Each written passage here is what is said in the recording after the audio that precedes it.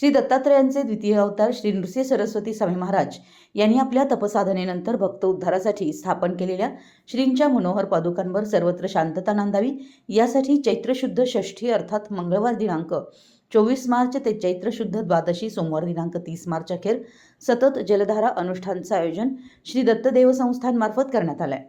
या अनुष्ठान काळात श्रींच्या मुख्य चरण कमलावर कृष्णेच्या पवित्र जलाचा सतत जलाभिषेक करण्यात येणार आहे।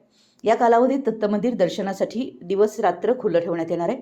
तसेच या अनुष्ठान काळात दररोज सायंकाळी 6 नंतर शंखतीर्थ होणार आहे।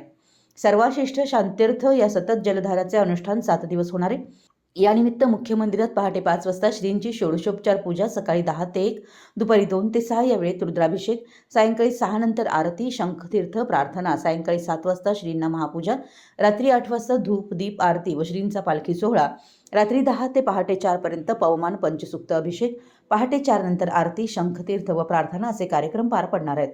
मंगळवार दिनांक 31 मार्च रोजी अनुष्ठान सांगता असल्याने सायंकाळी 7 वाजता धूप दीप आरती व श्रींचा पालखी सोहळा होऊन रात्री 8:30 वाजता शेजारती होणार आहे, अशी माहिती श्री दत्तदेव संस्थानमार्फत देण्यात आली आहे।